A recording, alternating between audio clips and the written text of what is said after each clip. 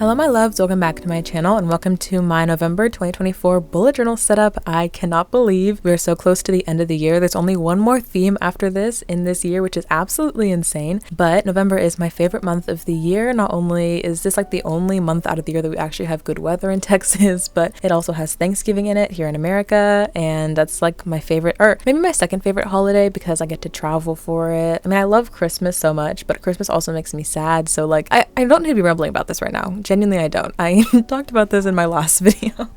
But basically what I'm trying to say is November is like my favorite month ever, and I wanted to create a beautiful theme that resembles how much I love this month and the cozy vibes. And honestly, I am genuinely very, very happy with how this theme turned out, so I want to talk about it. Last video that I just mentioned, I talked about my top 10 bullet journal themes of all time. So as of the time of recording that video, I looked at all 58 bullet journal themes, not including this one right here, that I had made so far, and I wanted to pick my top 10. And that video was interesting because not only does my opinion change like every day as to which ones are my favorite, like every day it changes, but also I got to really see what I look for in a favorite bullet journal setup, like which ones stand out to me and for what reason. And so I went through that video after publishing it and just kind of went back and saw what themes were my favorite and why. And I realized that I picked a couple themes that were all scrapbooky, and I do more artsy bullet journal spreads than scrapbooky bullet journal spreads, but I realized that the ones that I did scrapbook and I did so successfully in my opinion, I really enjoyed, and so quite a few made it in my top 10 list. And another one was my top number one bullet journal theme of all time as of the day I was recording was my December bullet journal theme from 2022 with reindeer. And that's because I just really liked not only the art style but the way I was drawing the boxes, and I had clouds and moon and sparkles and everything was very delicate, and I talked about it a lot more in that video. Like I said, you should go watch that video if you haven't already. But rewatching it and figuring out what I liked, I just wanted to take those elements and combine them all in this one setup, because recently, and I've talked about this before, but my motivation for bullet journaling has been kind of iffy, like up and down. I really like to create fun setups, but during the weeks I don't have motivation to create fun weekly spreads anymore. And after making 58, this is actually 59 bullet journal themes, I'm like running out of motivation, running out of ideas, and I still want to keep bullet journaling. Like I love this hobby, but it's just getting harder for me to be inspired and encouraged to create cool spreads. And also just content creation wise, I am losing more and more steam every single day to create shorts, like YouTube shorts, reels, and TikToks. In fact, you might see this, but I'm going to be taking a couple weeks off of posting shorts just to see how much it affects my analytics on my platforms. I mean, obviously Instagram and TikTok is going to go anywhere because I'm not posting anything on that, but I'm okay with that for right now, at least for a couple weeks. I want to see how YouTube is affected by not posting YouTube shorts because I just don't really have the time or energy or want to create them. I'm like tangenting so hard. I'm so off topic right now, but basically what I'm saying is I'm trying to get back to my quote unquote peak area of bullet journaling, which in the video I said last week was like 2022, maybe 2023. I had a lot of themes that were in my top 10 from 2022 specifically, and it's because that was a good combination of being pretty artistically like developed. Like I kind of knew what I liked in my bullet journal at that time because I've been doing it for 2-3 years by that point, but also I was in my peak of like creative energy. I always had these cool ideas. I was excited to bullet journal all the time, and now I'm still excited to bullet journal, but I'm less so all the time. And during the week I don't want to make weekly spreads. I want them to already be done. So again, I'm rambling so hard right now, but basically what I'm saying is I wanted to create a theme that made me happy, that I knew I was going to look back at and smile at. I wasn't trying anything too difficult. I,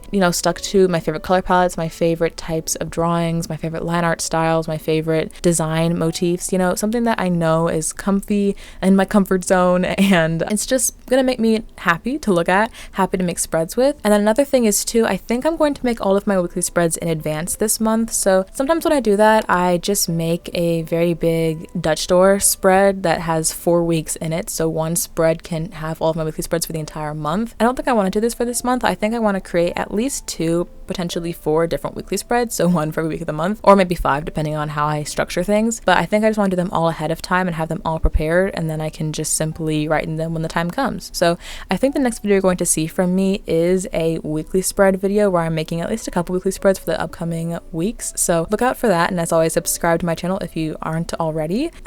Yeah, that was such a long rant. What am I even doing with the spread? Maybe I should talk about that instead of just whatever is going on in my head. Before getting into the rest of the bullet journal setup, I wanted to thank our sponsor Paper for partnering with me on this video. As you all know, obviously with this video, I use my bullet journal all the time for physically writing down and planning my to-do lists. It helps with remembering things, it's creative, but also I talked about in my full productivity system video that I use reminders on my phone all the time to help me with smaller things that need to be more time-based. So Paper is great because it combines both of these loves into one simple hybrid organization system. How it works is you can write a list on paper, like for example in my bullet journal, and then in the app you can scan a picture of that list and AI will automatically create a to-do list for you digitally. So it just creates a copy of that on your phone. This way you can still have the freedom and creativity of using your bullet journal or any other type of physical list if that's what you like, but also having the security of having it in your phone and just having it come with you everywhere, since usually a phone is more portable than a journal or any other to-do list. Another thing is, like I said, I use Apple Reminders quite frequently, and this app perfectly syncs with Apple Reminders. So you can grab all of your reminders from the app and put it here, all of your bullet journal tasks and put it here, and everything is synced in one place on the app, Paper. Another option is once you have the list in the app, you can print the list. Like for example, I printed the to-do list for my bullet journal today. On the top left corner is a QR code, so you can actually like update the to-do list, like check things off, etc. And then if you just scan the QR code, it automatically updates the list in the app. But along with creating your own list, there are also different pre-made options in the app. So you can do just normal lists, but just choose one of their pre-made templates. They have templates in self-care, wellness, project planning, trip planning, tasks management, exercise goals, etc. And so you can just take one of their pre-made lists and alter it to fit your own needs. Or you can use one of their checker options, which is similar to habit tracking in a bullet journal. So instead of checking off one to-do list whenever it's completed, it's more like checking off a box every single day to see how much you've completed in a month, like habit tracking for drinking water or going on walks or reading or something like that. Paper really boosts productivity because it just combines both the digital and the physical organization into one. So I really recommend it for you if you think this would be a good way to simplify your system. Paper is always free. If you scan one of these QR codes, you always have access to the list digitally in the app. But whenever you download the app and sign up, you always get 2 weeks free just to see if you like the premium features of being able to write your own lists and use unlimited AI scans, etc. And whenever you sign up, if you use my code MINGA, you can get actually a full month free of premium tutorials. So like I said, unlimited AI scans, unlimited checkers and checklists, and advanced printing options without having the Paper logo on everything. The link to get the app will be in the description box below. And like I said, use code MINGO to get a full month free of premium features. Thank you so much to Paper for sponsoring this video. I really appreciate y'all, and let's get back into the bullet journal setup. So trying to pull my rant back together to one single point, I don't really have a theme for this month in my bullet journal, but I did want to scrapbook and use my favorite colors, which is beige and brown. Usually I like doing beige, brown, green, and pink, so I don't say it's out of my comfort zone, but I am using blue instead. I have the blue and the butterfly in the top right corner, and then I have this bluish gray Tombow dual brush pen that I'm using. So blue and brown is a really pretty color palette, but I think it's nice to have this muted color palette of like almost grayish blue and then beiges and desaturated browns, you know? It gives the same vibes of a color palette, but it's more autumnized and subtle. And November is very much dark, cozy fall vibes in my head, so I really appreciate the dark, moody, subtle color palette. Speaking of that, the quote-unquote theme this month is scrapbooking with specifically museum-inspired images. So as you can see on the right, I have my favorite statue of all time, Cupid and Psyche, that's like cut out. It's kind of hard to see, but it's like the gray two people, and then Cupid's on top and he has like wings coming up behind him. That's like the statue. I'll put the real picture on the screen here so you can see it if you don't know what it looks like. It's my favorite statue of all time. It's so beautiful. And I actually drew this statue a couple years ago in February for that bullet journal theme, but I just wanted to use images of it again because it's beautiful. I love it. Why not? I also have another image above it, like a framed picture of, or I think it's a painting, actually a framed painting of flowers. There's a statue of a museum in the photo on the right. These are all pictures that I printed off of Pinterest, and throughout the rest of the setup, you're going to see a lot of other images that are from museums or pictures of museums or artwork or things like that. Usually whenever I scrapbook, I like to just pick, you know, pretty images that look nice together, but I specifically chose ones that were mostly in museums or looked like art and things like that because I wanted to give it a very gothic, old academia, dark academia, but it's not really like university academia. It's more like museum academia, if that makes sense. Maybe it's a art history major, I don't know.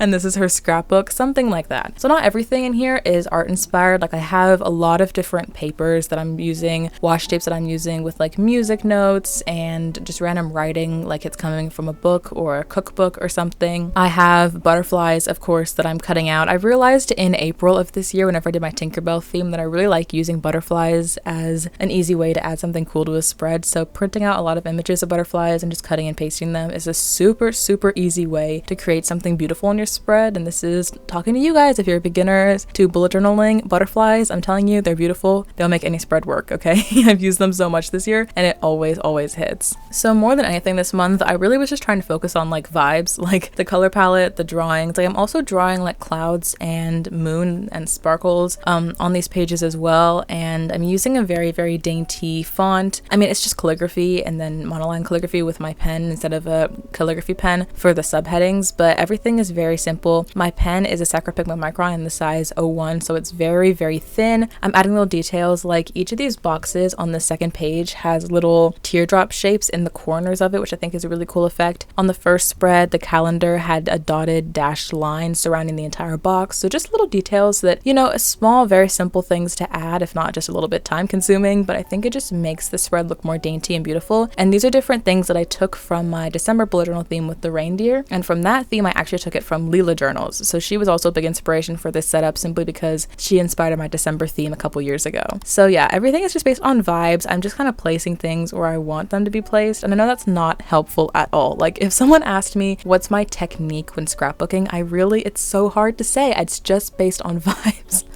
If I had to explain it, I would say that number one, I always look up inspiration pictures, like I said, on Pinterest, on YouTube, on Instagram. Find a creator, even if it's not me, I'm kidding, but like, you know, find a creator whose scrapbooking style that you like, and you think that the artistic way of placing the different, you know, torn paper and washi tape and stickers you like. Some people have a very angular way of organizing things, very organized way. Some people are a lot more messy and haphazard with their placement. It really just depends on your style. And just messing around and playing with it and just seeing where you like things. And then you'll notice too, whenever I film these processes, it takes a long time because first I cut out all the pictures that I'm going to be using, and then I kind of place them where I think they're going to go. And then I will put background things like the music notes or the sheet of words or this washi tape that I have that's like tan and it has words and flower drawings on them. And I'll like place those behind and like see if that's where I want it. And then when I know for sure that there's like a general placement and I like the way that things look, then I will start placing them on for real. I'll start gluing the paper, I'll stick the washi tape, I'll actually glue the pictures on, add the washi tape on top, add any stickers on top, and add any sparkles around. And after a lot of moving things around and just testing and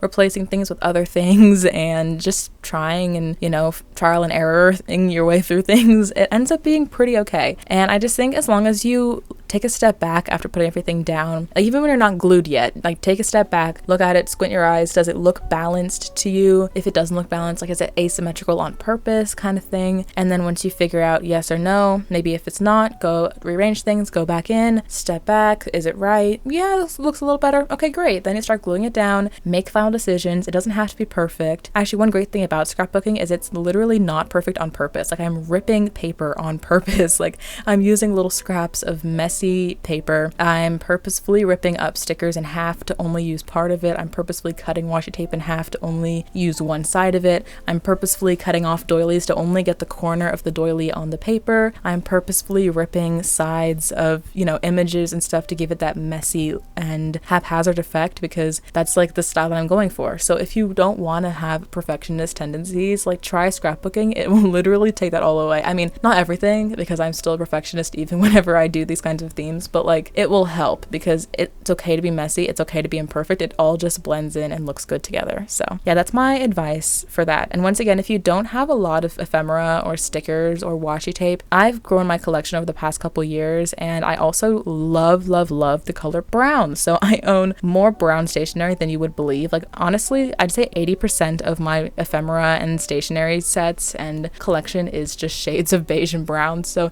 it made it very easy to choose things for this particular theme. If I was doing like an orange theme or a purple theme, I probably could not do scrapbooking as well because I just don't have as many ephemera in that color. I may have to like go buy some, but if you don't want to buy things, that's completely okay. If you have access to a printer, I always recommend just printing images off the internet, whether it's Google, whether it's Pinterest or Instagram. I always do that in my spreads too. I did it here for this one. I printed all the images of the statues and the artwork, etc. You can also literally print like paper, like decorative paper, even if you don't like have it, just print it on copy paper. You can print music notes or music sheets or, you know, pictures of books, things like that. If you don't have a printer, I'd also recommend just going and finding maybe a magazine at a grocery store or something, and you can definitely rip out images out of that. If you want to find an old book at a thrift store they don't care about, maybe this is blasphemous for some people, close your ears, but you can rip the pages out of an actual old book if you wanted to, an old cookbook or something. Like, you can definitely find ways to decorate spreads and find ephemera without having to buy like expensive packs of, you know, XYZ on Amazon or whatever to scrapbook. Like, there are many easier ways to find fun stationery, and I encourage you to be creative with it, because that's the fun about scrapbooking, is that it's just messy and it's creative and it's super fun. So yeah.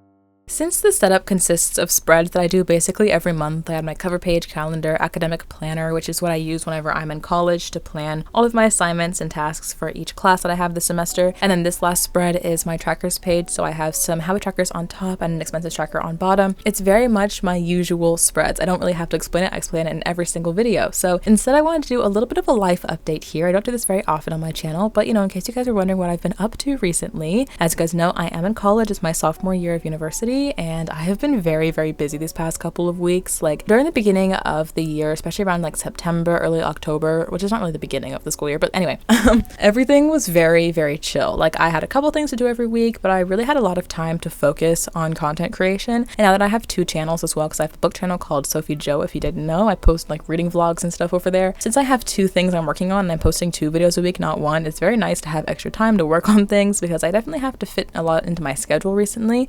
However, last week especially, everything just ramped up out of nowhere. Like, I had so much, like every single day. Like, for example, I had 2 tests, one on Friday, one on Thursday. I had a presentation on Friday. I had a lot of meetings. I had to be a lot of places. Like, I had to go to a photo shoot on Wednesday, and I was at practices on, I don't know, Tuesday. I think it was Tuesday. It's just, there's like, oh, and I also have Bible study on Tuesday, and I volunteer at church on Sunday, and weekends I try to stay to film, but then there are games. Like, it's so much. It's so much. And when I say things like games and practices, I know I used to talk about on my channel, whenever I was in high school, I was in color guard, and so I used to have like football games I'd go to, because I would perform at those games and stuff every week, and I had competitions and stuff for that, and practice, of course. But now that I'm out of high school, I don't do color guard anymore. I actually don't do any sport anymore, but I'm in this club in my university where we do the media for club sports teams. So we do like hockey and lacrosse and baseball and stuff like that. So I'm constantly going to sports practices for other sports and going to photo shoots and stuff for the other teams, and I'll go to their games and shoot games and stuff, especially video. So I love, you know, editing. I do edit a lot of things. I always edit, you know, this channel, my other channel. I'm editing for the club. I edit for the business that I work for. So I'm always doing something, and that's just adding, you know, to how much I'm working on. But it honestly is really nice being super busy. Last year especially, I felt like in college I was, you know, very much like a homebody, and I'm still incredibly a homebody. Like, don't get me wrong, I love my alone time. I love just chilling in my room, being able to read my books, do my little work, and call it good. You know, don't get me wrong. But I feel like this year, because I just been out so much and like doing things and going, like I said, to practices and Bible study and volunteering and games and getting dinner with a couple friends, like I just been doing a lot more recently this semester. So it's been pretty nice. I've really kind of enjoyed it, and I'm glad that, you know, things are kind of picking up a little bit halfway through the semester. Of course, final season is going to be coming up pretty soon at the beginning of December. So pretty much like at the end of November is when I'm going to start, you know, studying, getting my final projects done, final papers done, things like that. But to be honest, my classes have not been too hard this semester, so everything should be okay. Crossing my fingers. Hopefully I get out of there with a good GPA at the end of this semester, so wish me luck with that. But yeah, that's my update as far as university goes, is what my life has been recently. And I'd be interested to know how you guys are, so comment down below what you guys are up to. If there's anything exciting going on in your life recently, I'd love to chat about it with you guys in the comments below.